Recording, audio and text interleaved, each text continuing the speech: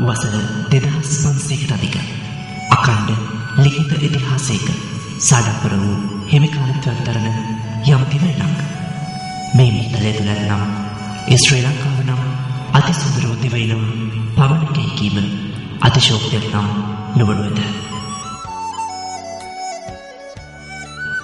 නිරසයෙන් මට මේ අසමත් කොදෙව සදාහරිත වනවයන් මනස්කාන්ත දේලිමින් සුභාසුන්දර පරිසර පද්ධතියකින්ද සමන්විතයි.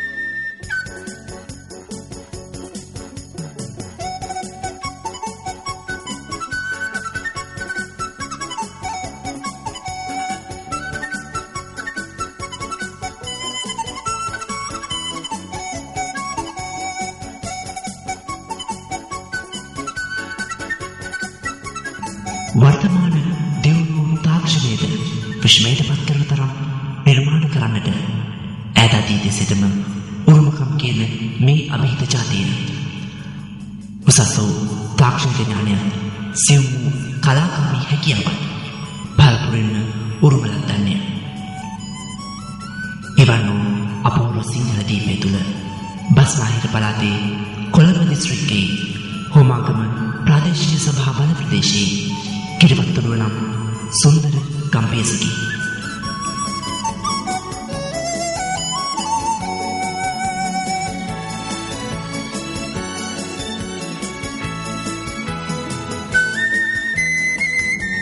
සරසාර කෙත්වතවලින් වටවුණු මේ මඩනම් භූමි භාගය ගොඩනැගෙන ආසියාවේ අසිරී සිරි අසිරි බිඳ කරමින් නව ජීවනයකට මං පෙන් ඉවර කරනු ලබයි.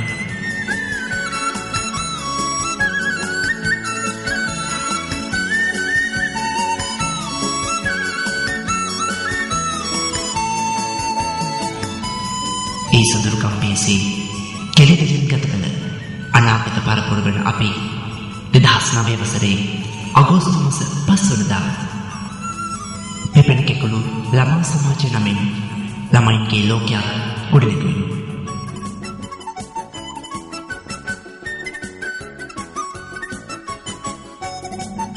ප්‍රදේශීය තරුණ සහ වැඩිහිටි ජනතාවගේ නොමද ආශිර්වාදය ලැබුව අපි එකමුතුකම ගොඩනගා ගැනීම වෙනුවෙන් අපගේ ප්‍රථම උත්සාහය ලෙස ඔවුන්ගේද සහභාගීත්වය ඇතිව විනෝද චාරිකාවක් සංවිධානය කළෙමු. රත්නපුර ප්‍රදේශයේ හා ඒ අවට විශේෂිත ස්ථාන ඉලක්කගත කරගනිමින් ගමන සැලසුම් කළ අපි 2009 වසරේ අගෝස්තු මාසයේ 25 වෙනිදා එම චාරිකාවට සහභාගී වීමි. ඒ ලද සාමූහිකත්වයේ පන්නරයට සමගින් අප සමිතියේ ප්‍රථම පොදු කටයුත්ත සඳහා එක් වී 2009 වසරේ ඔක්තෝබර් මාස 12 වෙනිදා කිරිවත්තුඩුව ශ්‍රී ධර්මාරාම උපාසිකාරාමය ශුද්ධ පවිත්‍ර කිරීමේ ශ්‍රමදානයක් සිදු කරනු ලැබුවේ මහත් වූ ඕනෑකමින්ය. එමෙන්ම 2009 වසරේ නොවැම්බර් මාස 28 වෙනිදා කිරිවත්තුඩුව ප්‍රදේශවාසීන්ගේ ආධාර උපකාර ඇතිව ශ්‍රී ස්කන්ධ කුමාර දේවාලයට අලුතින් වැඩවූ දේව ප්‍රතිභාව රැගත් පෙරහරට සිසිල් පැන්වලින් සංග්‍රහ කරන්නටද එකතු වෙන. නැවතත් 2009 වසරේ දෙසැම්බර් පාසල් නිවාඩු කාලය වෙනුවෙන් අප කන්දවුරට ප්‍රදේශයේ බලා අධ්‍යාපන චාරිකාවක් සංවිධානය කළේ රටතොට දැනුමද අත්‍යවශ්‍ය නිසා වෙනි. එහිදී දළදා මාලිගාව, නුවර කෞතුකාගාරය, ගඩොල්වැලි විහාරය, ලංකාතිලක විහාරය, ඇම්බැක දේවාලය සහ පේරාදෙණිය උද්භිද උද්‍යානය පිළිබඳව මනා දැනුමක් ලබා ගන්නට හැකි වූ බව කියනුවේ ඉතා නිහතමානීවයි. අනතුරුව එළඹී 2010 නව වසර වෙනුවෙන් සෙත්පතා අටවිසි බුදු පූජාවක් සහ පහන් අලුක පූජාවක් ජනවාරි මාස 1 වෙනිදා සඳෑවේදී ශ්‍රී ධර්මාරාම උපාසිකාරාමයේදී පවත්වන්නටද අප එකතුනේ සදහැසිතේ. ඒ පහන් ආලෝකය අපේ ළමා ලෝකය එළිය කරන්නට මහත් වූ තෝතැන්නක් වූ බව නම් කිව යුතුය.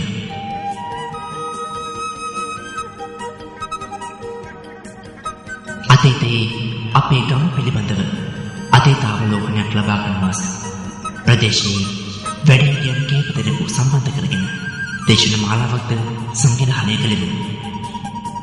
එමෙන්ම ප්‍රදේශයේ ඉඩම් හිමියෙකුගෙන් අවසර ලබාගත් ඉඩමක් අප ක්‍රීඩා භූමිය ලෙස සංවර්ධනය සඳහා 2010 වසරේ අප්‍රේල් මාස 8 වෙනිදා ශ්‍රම දානයක් සංවිධානය කළෙමු. එහිදී සියලුම දෙමාපියන්ගේ හා ප්‍රදේශවාසී ජනතාවගේ නොමද ආධාරද අප වෙත ලැබෙනවා. අපේ සමාජයේ මේ කෙටි ගමන් මඟ තුල තබන යෝධ පියවරක් ලෙස අප 2010 වසර බක්මහා වසන්ත සැණකෙළිය වෙනුවෙන් සංගීත බක්මහා වසන්ත සැණකෙළියක් සංවිධානය කරමු. 2010 වසරේ අප්‍රේල් මාස 25 වෙනිදා අපේ එය උත්සවාකාරයෙන් පැවැත්වුවෙමු. තරගාංක 25කටත් අධිකම පැවති මෙම උළෙලේදී ලද අප්‍රමාණ අත්දැකීම් ප්‍රමාණයත් කණ්ඩායම් හැඟීමත් මතු ජීවිතය වෙනුවෙන් මනාව ආයෝජනයක් වන නියතය.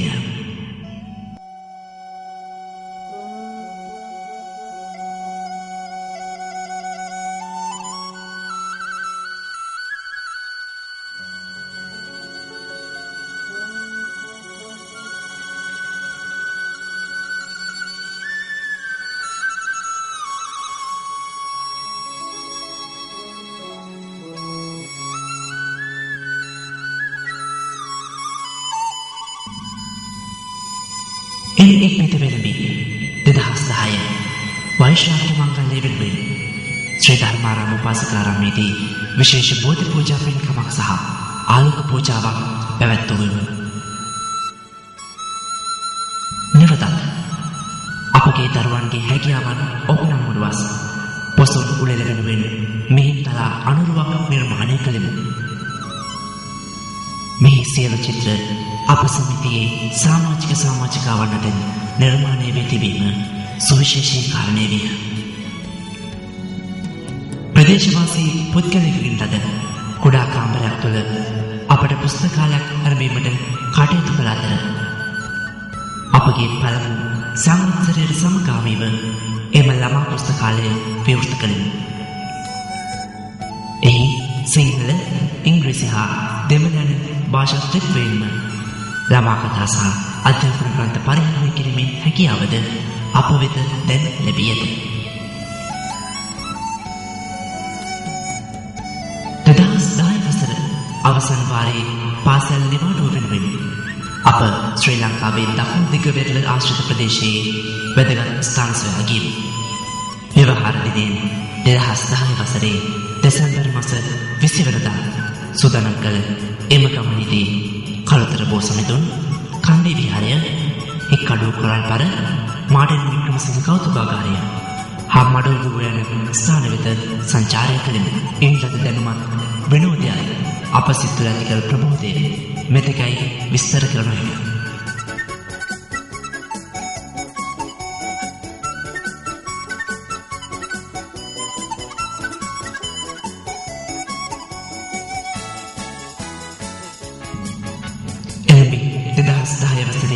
අවසන් දිනය වූ දෙසැම්බර් 31 වෙනිදා එළඹෙන නව වසරට සෙත්පතා විශේෂ බෝධි පූජාවක් සහ 2011 ජනවාරි 1 වෙනිදා එළඹේ නව වසරට සෙත්පතා කාව්‍යමය බෝධි පූජාවක් ශ්‍රී ධර්මාරාම උපාසිකාරාමයේදී පවත්වනු ලැබිය. අප ළමා සමාජයට නවම අත්දැකීමක් ලෙස අන්තර්ජාලය ඔස්සේ අප ගැන ලොවට කියන්නට 2011 වසරේ ජනවාරි මාස මුල් කාලය තුළදී අපට හැකි විය. Facebook සමාජ වෙබ් අඩවිය ඔස්සේ පිපෙන කෙකුළු ළමා සමාජය යන අපේ වෙබ් තුළින් කලාකරුවන්, මාධ්‍යවේදීන්, විද්වත් වෘත්තිකයන් ඇතුළු දේශපාලන නායකයන් අතරටද අපට අපේ හඬ රැගෙන යන්නට හැකියාවක් ලැබෙනවා. එනික් මෙතව අප සූදානම් වූයේ 2011 වසන්තයේ මහා මංගල්‍ය වෙනුවෙනි. අපගේ දෙවන බහුමාසන කෙලේ පැවැත්වීමට අවශ්‍ය කටයුතු අප සූදානම් කළෙමු. ඒ වෙනුවෙන් පූර්ව ප්‍රචාරක අනුග්‍රහය මැක්ස් රේඩියෝ ආයතනය අප වෙත ලබා දුන් අතර අපගේ පළමු උත්සාහයෙන් ලද අත්දැකීම් තුළින් පන්නර ලද අප දෙවන බහුමාසන කෙලේ 2011 වසරේ අප්‍රේල් මාස 14 වෙනිදා දවස පුරා අපගේ ක්‍රීඩා භූමියේදී පවත්වනු ලැබිය. තරකිසව් 25කට අධික ප්‍රමාණයක් දක්වා සංවිධානය කළ අප එම අවස්ථාව අන්තර්ජාලය ඔස්සේ සජීවීව ලොවට ගෙන ගියෙමු. දරුවන් මෙන්ම දෙමාපියන්ද සතුටින් යුතුව ගෙවූ දිනයක් ලෙස අප ඒ දිනය සනිටුහන් කරන්නේ හදපෙරි ආඩම්බරයකිනි.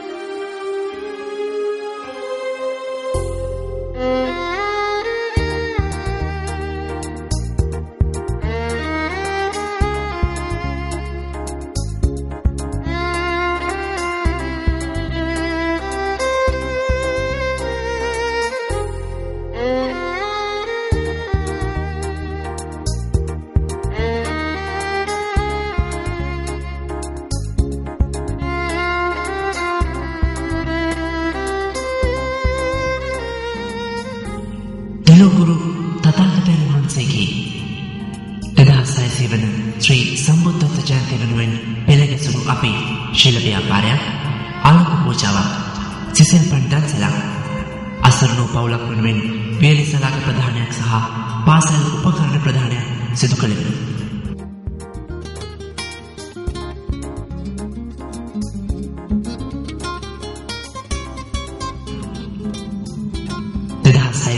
ශ්‍රී සම්බුද්ධත්ව ජයන්තියට සමගාමීව පොසොන්පොය වෙනුවෙන් දේගම කනිෂ්ඨ විද්‍යාලය සංවිධානය කළ ජංගම බැතිගේ සම්මේලනය වෙනුවෙන් අප සිසිල් පෙමුදන්සලක්ද පැවැත්වුවෙමු.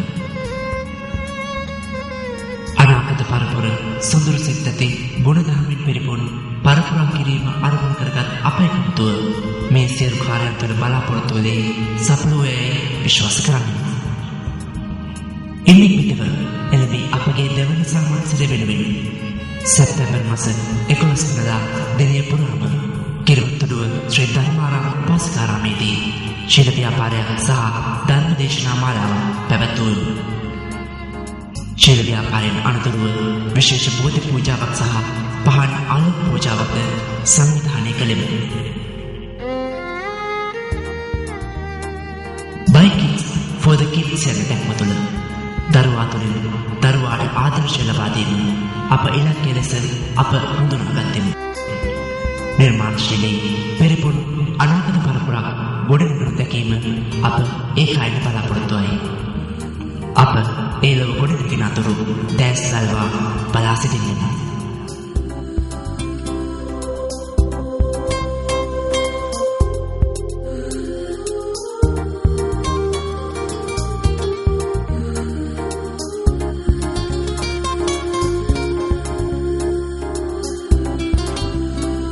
Thank you.